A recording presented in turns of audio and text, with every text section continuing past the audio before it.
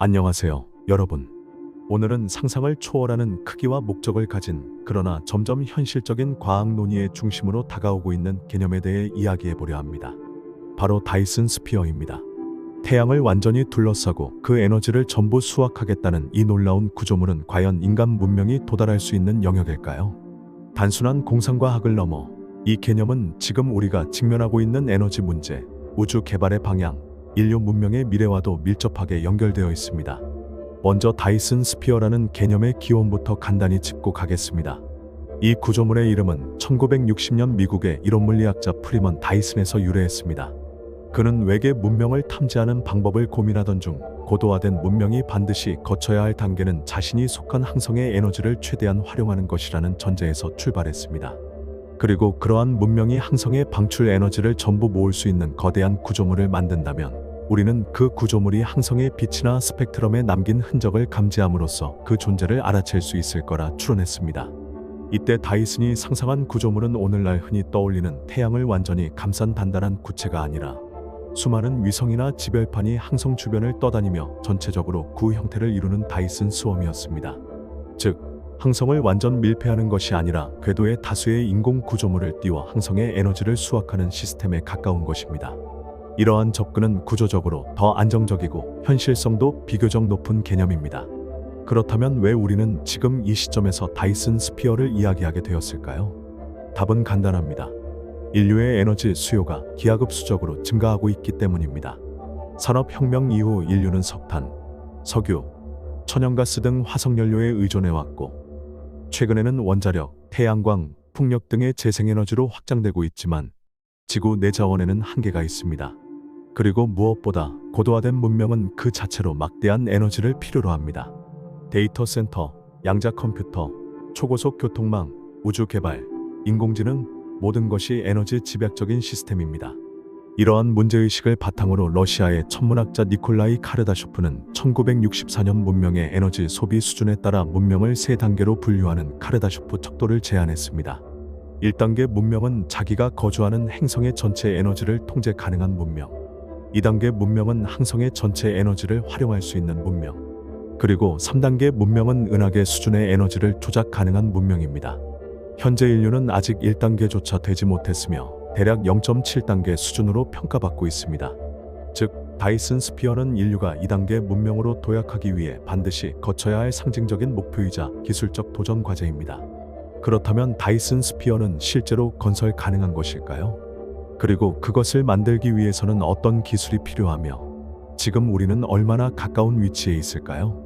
우선 다이슨 스피어를 구성할 수 있는 재료 문제가 가장 큽니다. 태양을 중심으로 한 수많은 궤도의 고정 혹은 이동 가능한 구조체를 배치하려면 상상을 초월하는 양의 물질이 필요합니다. 지구에서 자원을 옮기는 건 비효율적이기 때문에 수성이나 근처의 소행성대에서 자원을 추출해 현지 가공하는 현지 자원 이용 기술이 필요합니다. 이 기술은 최근 미국 항공우주국이나 민간 우주 기업들이 달, 화성, 소행성 채굴 프로젝트에서 실제로 개발 중인 기술이기도 합니다. 재료 자체도 문제입니다.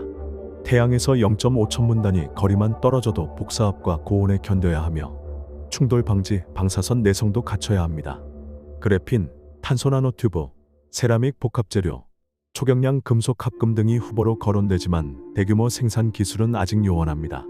두 번째는 에너지 수확 및 전송 기술입니다. 다이슨 스피어는 단지 구조물을 띄우는 것이 아니라 거기서 얻은 태양광을 전력으로 바꾸고 그 전력을 문명이 사용할 수 있도록 전송하는 것이 핵심입니다. 이를 위해선 고효율 태양전지, 집광 렌즈, 열전기 발전 기술이 필요하며 특히 수십억 킬로미터 떨어진 행성으로 에너지를 무선으로 전송하기 위해 마이크로파 전송, 레이저 송신 기술 같은 고난이도 과학이 필요합니다. 일본은 이미 지구 궤도에서 우주 태양광 발전소를 띄우는 프로젝트를 진행 중이며 미국도 관련 실험을 추진 중입니다. 하지만 지구와 달거리 수준에서도 에너지 손실률은 매우 높기 때문에 태양 가까이에서 에너지를 수확하고 수십억 킬로미터 밖까지 전송하는 기술은 아직 실현되지 않았습니다. 세 번째는 우주 자율 건설 기술과 인공지능입니다. 다이슨 스웜을 이루는 수십만 개의 위성을 사람이 일일이 조립하거나 조종하는 건 불가능합니다. 이를 위해선 자율 복제 가능한 건설 로봇, 초지능형 운영 알고리즘, 정밀 궤도 제어 시스템이 필요합니다. 인공지능 기술이 발전하면서 이 부분에 대한 희망도 커지고 있습니다. 2020년 이후 인공지능이 로봇 제어, 자율비행, 무중력 환경에서의 조립을 가능하게 하는 데까지 왔기 때문입니다. 네 번째는 연력학과 중력역학의 복합적 설계 문제입니다. 수십억 톤의 구조물을 항성 주변에 띄우기 위해선 태양의 중력에 영향을 주지 않도록 정밀하게 계산된 궤도 설계가 필수입니다. 게다가 태양풍, 태양 플레어, 태양 코로나 질량 방출과 같은 현상들은 강력한 전자기파를 방출하며 구조물에 피해를 줄 수 있습니다.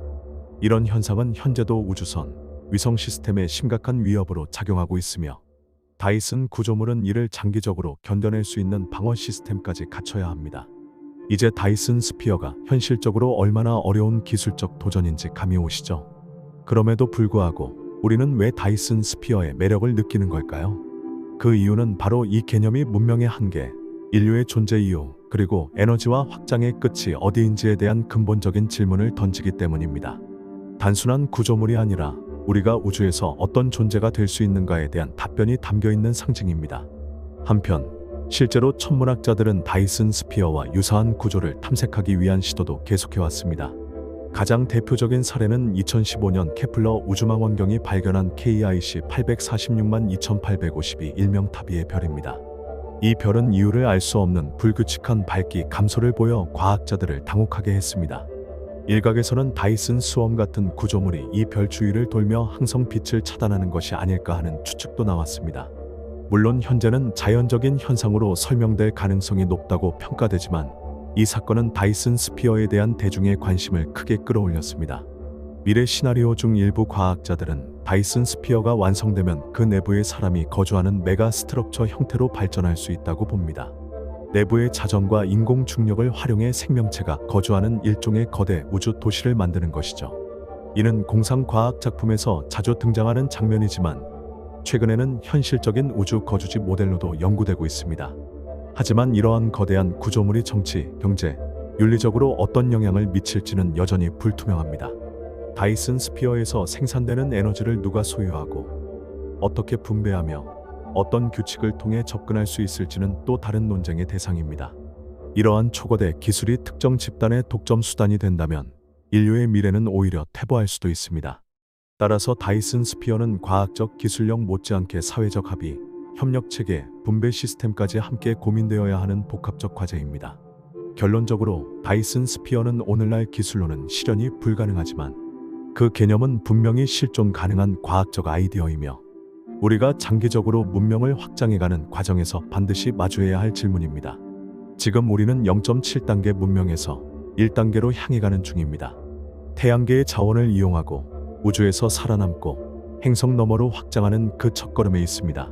그리고 언젠가 정말 먼 미래의 인류가 다이슨 스피어를 건설하게 된다면 그것은 단지 에너지를 모으기 위한 도구가 아니라 우리가 우주 속에서 어떤 존재가 되었는지를 상징하는 거대한 문명이 될 것입니다.